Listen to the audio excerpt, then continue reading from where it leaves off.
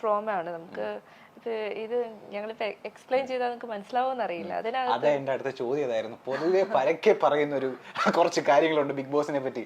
ഇതൊന്ന് കോമൺ പീപ്പിളിന് അറിയാൻ ഇച്ചിരി താല്പര്യമുള്ള കുറച്ച് കാര്യങ്ങൾ. അല്ല, ആദ്യത്തെ കാര്യമാണ് ചേച്ചി ബിഗ് ബോസിന്റെ ഉള്ളിൽ കയറി കഴിഞ്ഞ് ഇച്ചിരി ഇല്യൂമിനാലിറ്റി ഉണ്ടോ അവിടെ? നമ്മളൊരു വീട്ടിൽ തന്നെ നമുക്കറിയാത്ത കുറെ ആളുകളുടെ കൂടെ കഴിയാണ്. നമ്മൾ നാച്ചുറലി കുറെ പേരായിട്ട് നമ്മൾ അടുക്കുകയും ചെയ്യും. പക്ഷെ എപ്പോഴും ഒരു നെഗറ്റീവ് സംഭവം എപ്പോഴും ഉണ്ട്. അതാണ് പൊതുവെ പറയുന്നത്. അതായത് അവര് വരുന്ന ബ്രാൻഡ്സ് അല്ലേ നമ്മൾ കൂടുതലും യൂസ് ചെയ്യുന്ന പേസ്റ്റ് സോപ്പ് ഒക്കെ, അതിലൊക്കെ ഇച്ചിരി പ്രശ്നമുണ്ടെന്നാണ് ആൾക്കാർ പറയുന്നത്. നമ്മൾ കോമൺലി യൂസ് ചെയ്യുന്ന സാധനങ്ങൾ തന്നെയാണ്. അപ്പൊ ഞാൻ യൂസ് ചെയ്തുകൊണ്ടിരുന്ന ബ്രാൻഡൊക്കെ തന്നെയാണ് അവിടെ യൂസ് ചെയ്യുന്നത്. അതിലൊന്നും ഒരു പ്രശ്നമില്ല. നമ്മളൊരു വീടിനകത്ത് അടഞ്ഞു കിടക്കുകയാണ്, നമ്മൾ വേറെ ഒന്നും പുറത്തേക്ക് പോകുന്നില്ല. സോ നമ്മൾ അവിടെ ഉണ്ടാകുന്ന കോൺവെർസേഷൻ നമ്മൾ അതിനകത്ത് തന്നെ ഒരു ലൂപ്പ്. ഇപ്പൊ റോൺസൺ എപ്പോഴും പറയും ഇതൊരു ലൂപ്പാണ്, ഇതിനകത്ത് നമുക്ക് മെമ്മറി കുറയുമെന്ന് പറഞ്ഞു. കുറച്ച് കഴിയുമ്പോൾ എനിക്കത് ഫീൽ ചെയ്ത് തുടങ്ങി, പലർക്കും ഫീൽ ചെയ്തു. കാരണം വെച്ചാൽ ഞങ്ങൾ അതിനകത്ത് തന്നെ ചിന്തിക്കാൻ തുടങ്ങി. ഞാൻ ഡെയിലി സ്വപ്നം കാണുമായിരുന്നു. കാണുന്ന മൊത്തം അതിനകത്തുള്ള കണ്ടസ്റ്റൻസിനെ മാത്രം. ഞാൻ ഒരിക്കലും ഹസ്ബൻഡിനെ കണ്ടിട്ടില്ല, മോനെ കണ്ടിട്ടില്ല. അതിനകത്തുള്ള കണ്ടസ്റ്റൻസിനെ മാത്രമേ സ്വപ്നത്തിൽ വരുള്ളൂ. പിന്നെ ഞാൻ കണ്ട 2-3 സ്വപ്നങ്ങൾ അതുപോലെ സംഭവിക്കുകയും ചെയ്തു. അതെ, ഞാൻ എനിക്ക് സംഭവിക്കുന്നതായിട്ട് കണ്ടത് എന്റെ ഏതെങ്കിലും ഒരു അടുത്ത ഫ്രണ്ടിനായിരിക്കും സംഭവിച്ചിട്ടുണ്ടാവുക. ഞാൻ എലിമിനേറ്റ് ആയിട്ട് പോകുന്ന കണ്ടു, ഞാൻ ഇന്ന വഴി കൂടെ പോയെന്ന് കണ്ടു. അതേപോലെ സംഭവിച്ചിട്ടുണ്ട്. നമ്മൾ അതിനകത്ത് ചെല്ലുമ്പോ അങ്ങനെയാണ്. അത് ഒരു എനിക്കറിയില്ല, പവറിനെ കുറിച്ചും നമുക്ക് എക്സ്പ്ലെയിൻ ചെയ്യാൻ അറിയത്തില്ല. സോ ഉണ്ട് എന്തൊക്കെയോ എവിടെയൊക്കെയോ ചെയ്യുന്ന. ഞങ്ങളപ്പോ കഴിഞ്ഞ ദിവസം സാബു ചേട്ടനെ ഇന്റർവ്യൂ ചെയ്തിരുന്നത്. അപ്പൊ സാബു ചേട്ടൻ പറയുകയാണ്, ഏതോ ഒരു കണ്ടസ്റ്റന്റ് പുള്ളിക്കാരൻ്റെ അടുത്ത് വന്ന് പറഞ്ഞില്ല അതിൽ നിന്ന് തകിട് കിട്ടിയത്രേ.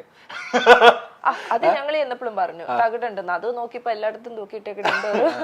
അത് എനിക്കറിയത്തില്ല. അതിപ്പം ഓരോരുത്തരുടെ വിശ്വാസമാണ്. ഇപ്പൊ ഈ തകിട് എന്നൊക്കെ പറഞ്ഞാൽ അവരുടെ വിശ്വാസമായിരിക്കും. നോർത്ത് ഇന്ത്യയിലെല്ലാം നടക്കുന്നത്. അപ്പൊ അവർക്ക് ചിലപ്പം ഓരോ ബിൽഡിങ്സിനും ഈ എനർജിയുടെ ഇത് കീപ്പ് ചെയ്യാൻ വേണ്ടിയിട്ടൊക്കെ. അപ്പൊ നമുക്കറിയത്തില്ല. പക്ഷെ ഞാൻ എന്തായാലും എല്ലാ ദിവസവും മുട്ടുമെന്ന് പ്രാർത്ഥിക്കായിരുന്നു സേഫ് ആയിട്ട് പുറത്തിറങ്ങി. അതുപോലെ അറിയാൻ എല്ലാവർക്കും കോമൺ ആയിട്ട് അറിയാൻ താല്പര്യമുള്ള ഒരു കാര്യമായിരുന്നു. അതായത് ഓഫ് കോഴ്സ് ഇതൊരു പേയ്മെന്റ് കിട്ടുമെന്ന് അറിയാം. ഇതെങ്ങനെയാണ്, വീക്കിലി ആണോ ഇതിന്റെ പേയ്മെന്റ് വരുന്നത്, അല്ലെങ്കിൽ ഡെയിലി ബേസിസിലാണോ ഇതിന്റെ പേയ്മെന്റ് പോയിക്കൊണ്ടിരുന്നത്? പറയാൻ പാടില്ല, ഇത് പറയണ്ട. എമൗണ്ട് ഞാൻ ചോദിക്കുന്നില്ല. അത് വീക്ക്ലി ബേസിസ് ആയിരുന്നോ അല്ലെങ്കിൽ ഡെയിലി ബേസിസ് ആണോ? അത് രണ്ടും ഓരോരുത്തർക്ക് അത് അവര് ചാനൽ ഫിക്സ് ചെയ്യുന്നതാണ്. അത് ഡിപ്പെൻഡ്സ്. നമുക്ക് വേറൊരു കണ്ടസ്റ്റന്റിന്റെ പോലും അറിയത്തില്ല, സംസാരിക്കാൻ പറ്റത്തില്ല. ചേട്ടൻ എപ്പോഴെങ്കിലും ഓഫർ വന്നിരുന്നോ ബിഗ് ബോസിലേക്ക്? ഈ പറഞ്ഞ പോലെ നേരത്തെ അപ്പൂസ് പറഞ്ഞ പോലെ നിങ്ങൾ രണ്ടുപേരും കപ്പിളായിട്ടാണ് വരുന്നത് എന്നുള്ളൊരു റൂമർ ആ സമയത്ത് ഉണ്ടായിരുന്നു. രണ്ടുപേരും കപ്പിളായിട്ട് ഒറ്റ കണ്ടസ്റ്റന്റ് ആയിട്ടാണ് വരുക എന്നുള്ളത്.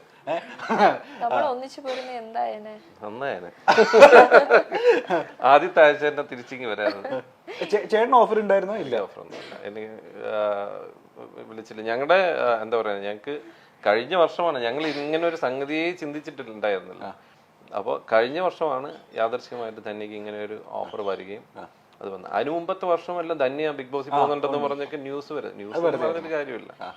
അടുത്ത സീസണിൽ ചേട്ടനെ വിളിച്ചു കഴിഞ്ഞാൽ ചേട്ടൻ പോവോ? നമുക്ക് ഒന്നാമത്തെ കാര്യം, എനിക്ക് അതിനുള്ള ഒരു അതിനെപ്പറ്റി ഞാൻ ചിന്തിച്ചിട്ടില്ല. ഞാൻ ഇങ്ങനെ ഒരു ഹൗസിനകത്ത് പോകുന്നതിനെ പറ്റി ഞാൻ അതിനകത്ത് നിന്ന് ഞാൻ എന്നെ സങ്കല്പിച്ച് ഞാൻ കണ്ടിട്ടൊന്നുമില്ല. അപ്പൊ ഇതുവരെ എന്തായാലും എനിക്ക് കോളൊന്നും വന്നിട്ടില്ല. ഞാനും ഇതുപോലെ ചിന്തിച്ചോണ്ടിരുന്ന കേട്ടോ. ഇപ്പൊ പറഞ്ഞ പോലെയൊക്കെ എനിക്ക് അതിനകത്ത് പോണെ കുറിച്ച് ചിന്തിക്കാൻ പറ്റത്തില്ലായിരുന്നു. പക്ഷെ എനിക്ക് കോൾ വന്നപ്പോ ശരി പേരോട് പിന്നെ നോക്കാം. മണിക്കുട്ടൻ പോകില്ലാന്ന് പറഞ്ഞിരുന്നാണ്. മണിക്കുട്ടനെ ഞാൻ നല്ല സുഹൃത്തുക്കളാണ്. ഇതിനിടയിൽ നമ്മൾ പരിചയപ്പെടേണ്ട ഒരാളുണ്ട്.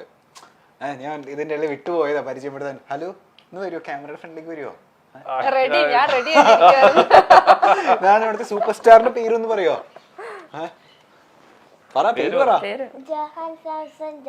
Johan Samson John. എന്റെ ഭയങ്കര പേരാണല്ലോ. തന്റെ ഏറ്റവും ഇഷ്ടപ്പെട്ട എന്താ ഫീച്ചർ എന്താന്ന് അറിയോ എനിക്ക്? കണ്ണ്. നല്ല കണ്ണാന്ന് എല്ലാരും പറയാറുണ്ടോ? തനിക്ക് ഇല്ല? എന്നാ ഞാൻ പറഞ്ഞേക്കും നല്ല കണ്ണാ. പറഞ്ഞിട്ടുണ്ടോ? രഞ്ജു ചേട്ടൻ പറഞ്ഞ ഓർമ്മയുണ്ടോ? നമ്മുടെ ഒരു ക്യാമറമാൻ ഉണ്ട് എന്റെ സീരിയലില്, പുള്ളി പറയുമായിരുന്നു. നല്ല കണ്ണെന്നാണ്. ഏക സിനിമയിൽ അഭിനയിക്കാൻ താല്പര്യം ഉണ്ടോ? അമ്മേനെ പോലെ അച്ഛനെ പോലെയൊക്കെ താല്പര്യമുണ്ട്. അച്ഛനോട് പറയായിരുന്നില്ലേ എനിക്ക് സിനിമയിൽ അഭിനയിക്കണം? പക്ഷേ ഇപ്പോഴല്ല, വലുതായിട്ട്. ഇനി വലുതായില്ല ഞാൻ. അവൻ കുഞ്ഞല്ലേ? എനിക്ക് 9 വയസ്സായിട്ട്. 9 വയസ്സായിട്ടുള്ളോ? പ്രായമൊന്നും പറയണ്ട. അത് പറയണ്ട. ക്ലാസ്സിൽ ചെല്ലുമ്പോ പറയാറുണ്ട് പിള്ളേരൊക്കെ അച്ഛന്റെ അമ്മയുടെ ഫാനാണ്, അമ്മ എന്തെടുക്കുന്നു അച്ഛൻ എന്തെടുക്കുന്നു എന്നൊക്കെ ചോദിക്കാറുണ്ടോ? അറിയോ പിള്ളേർക്കൊക്കെ അറിയോ അമ്മ ആക്ട്രസ് ആണെന്നും അച്ഛൻ? അപ്പൊ താനെന്ത് പറയും?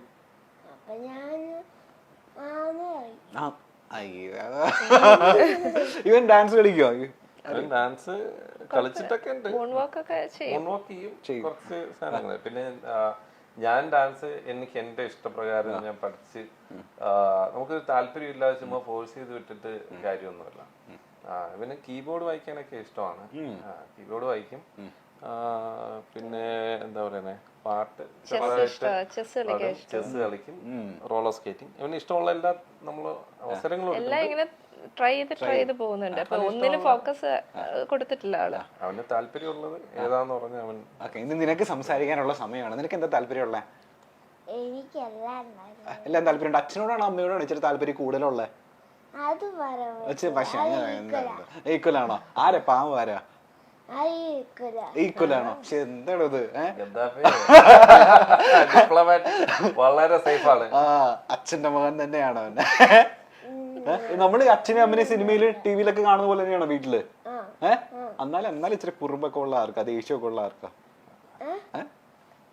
നീ മനസ്സ് തുറന്ന് പറ, ഒന്നും പറയൂല. ഈക്വലാണോ? രണ്ടുപേരും പാവമാണോ? ഈക്വലാണോ? ആരെയും തള്ളി പറയില്ല. ഓക്കെ. അപ്പൊ പാട്ടുകാരനാവൂന്നൊക്കെയാണ് ഇവര് പറയുന്നത്. സിനിമയിൽ അഭിനയിക്കാൻ കുറച്ചുകൂടെ വലുതാകുന്ന സമയത്ത് പാട്ട് പാടട്ടെ അല്ലേ? ഇപ്പൊ പാട്ട് പാടുന്ന ആഗ്രഹമാണ്, പഠിച്ചു തുടങ്ങി. പക്ഷെ വലിയ സിംഗർ അങ്ങനെ അത്ര. പക്ഷെ അവൻ കീബോർഡൊക്കെ വായിക്കാൻ ഇഷ്ടമാണ്, പാട്ട് പഠിക്കാനും ഇഷ്ടമാണ്, എല്ലാത്തിനോടും ഇഷ്ടമുണ്ട്. ഓക്കെ. എന്തായാലും താങ്ക് യു മാൻ. നമ്മള് വിളിച്ചപ്പോ ഉടനെ തന്നെ വന്നില്ലേ? Thank you so much. അപ്പൊ പിള്ളേരൊക്കെ അന്വേഷിച്ചു എന്ന് പറയാം ക്ലാസ്സിൽ കേട്ടോ. Thank you. അപ്പൊ നിന്റെ മേരിഗിരി സ്കൂളിൽ നിന്റെ ക്ലാസ്സിലെ എല്ലാവർക്കും ഏത് സ്കൂളിലാണ് പഠിക്കുന്നത്? ഏത് സ്കൂളിലാണ് പഠിക്കുന്നത്? മേരിഗിരി പബ്ലിക് സ്കൂളിൽ എല്ലാവർക്കും ഒരു ഹായ് പറഞ്ഞുതരാം.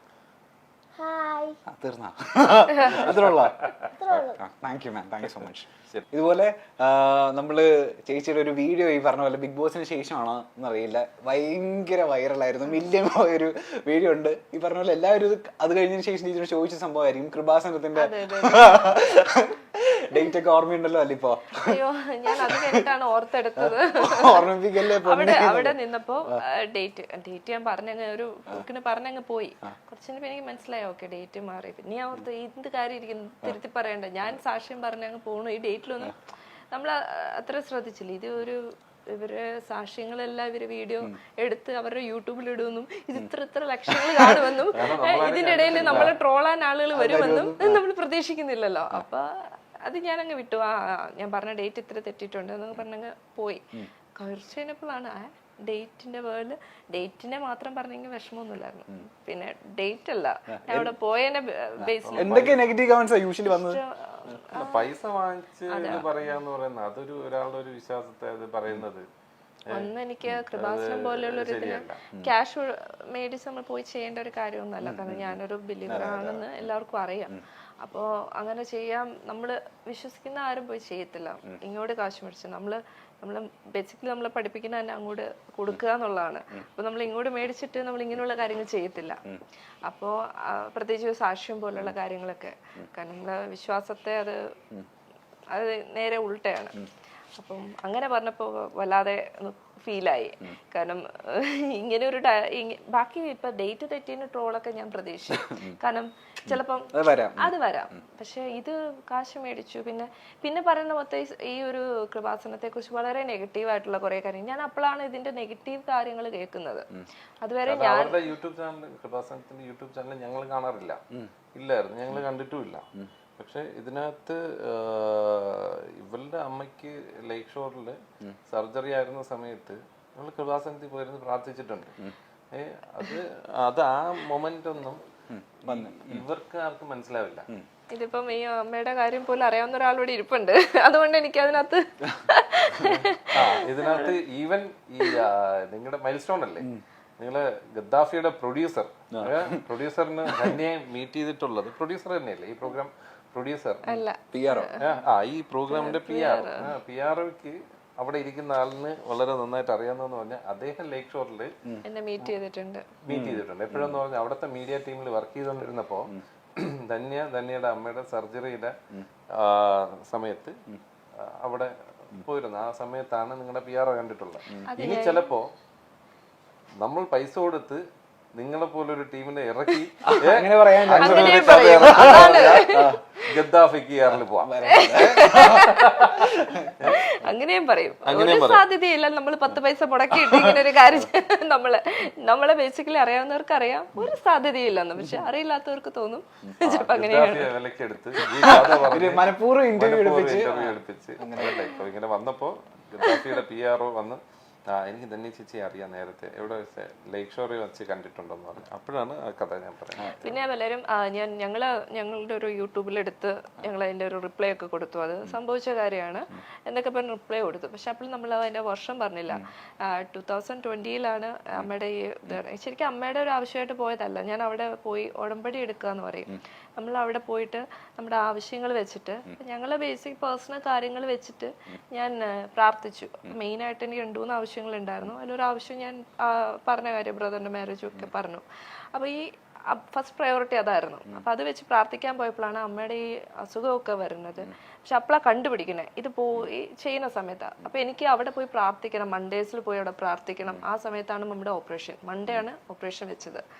അപ്പോൾ ഞാൻ അവരുടെ ഉടമ്പടി അനുസരിച്ച് നമ്മൾ പോയി പ്രാർത്ഥിക്കുന്നവരാണെങ്കിൽ എല്ലാ മൺഡേസും പോകണമെന്നാണ്.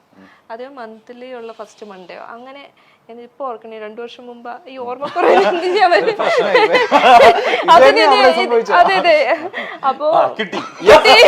അപ്പൊ പിന്നെ ഓർമ്മയില്ല. ഇത് ഇവിടെ അവള് കിടന്ന് വളഞ്ഞു പിടിക്കാന്നൊക്കെ പറയും. എനിക്ക് എന്നെ കൊണ്ട് ഇതേ പറ്റൂ, ക്ഷമി, അതേ പറ്റൂ. അപ്പം ഒരു ആ സമയത്ത് മൺഡേ ഓപ്പറേഷൻ ടൈമിന് മമ്മിനെ കയറ്റുന്ന സമയത്ത് എനിക്ക് അറിയാലോ, ലേക്ക് ഷോറിൽ നിന്ന് ചേർത്തല കഴിഞ്ഞിട്ട് ആലപ്പുഴയ്ക്ക് ഇടയിലാണ് ഈ കൃപാസനം വരുന്നത്. കുറച്ച് ഡിസ്റ്റൻസ് ഉണ്ട്, ഇങ്ങനെ പോയി വരാമെന്ന്. നമുക്കൊരു 2 hours ജേർണി അങ്ങോട്ടും ഇങ്ങോട്ടും വരത്തുള്ളൂ മാക്സിമം. അപ്പം ഇത്രയും സമയമുണ്ട്. പിന്നെ രാത്രി നൈറ്റാണ് ഇറക്കുന്നത്. അപ്പം ഞാൻ അവിടെ പോയി ആ ഓപ്പറേഷൻ നടക്കുന്നത് അതിന് വേണ്ടിയിട്ടും എല്ലാത്തിനും കൂടെ. എൻ്റെ അവസ്ഥ എന്ന് പറഞ്ഞാൽ അത് എല്ലാവരും എങ്ങനെയൊക്കെ കടന്നു പോയിട്ടുള്ള എല്ലാവർക്കും മനസ്സിലാവും. നമ്മൾ ഉള്ളുരുക്കി പ്രാർത്ഥിക്കാൻ പോകില്ലേ, അവിടെ നിന്ന് ഞാൻ എനിക്ക് അറിഞ്ഞൂടെ എത്ര ബക്കറ്റ് കണ്ണീരെടുക്കാൻ പറ്റും. ഞാൻ അങ്ങനെ നിന്ന് പ്രാർത്ഥിച്ച ഒരാളാണ്. അപ്പൊ നമ്മൾ ഒരിക്കലും ക്രൂഷ്യൽ അവസ്ഥ ഞാൻ എൻ്റെ കണ്ണുകൊണ്ട് ഈ ഫാമിലിയിൽ കണ്ടുവന്ന നമ്മുടെ ഫാമിലിയിൽ വരുന്നത് വരെ ഈ ക്യാൻസർ എന്ന് പറയുന്നത് ആർക്കോ വരുന്ന ഒരു രോഗം എന്നുള്ളത് മാത്രമേ ഉള്ളൂ. നമ്മുടെ കുടുംബത്തിൽ ഒരാൾക്ക് വന്നു എന്ന് പറയുമ്പോൾ ഉള്ള ഒരു മൊമെന്റ് ഉണ്ടല്ലോ, അത് ഭീകരമാണ്.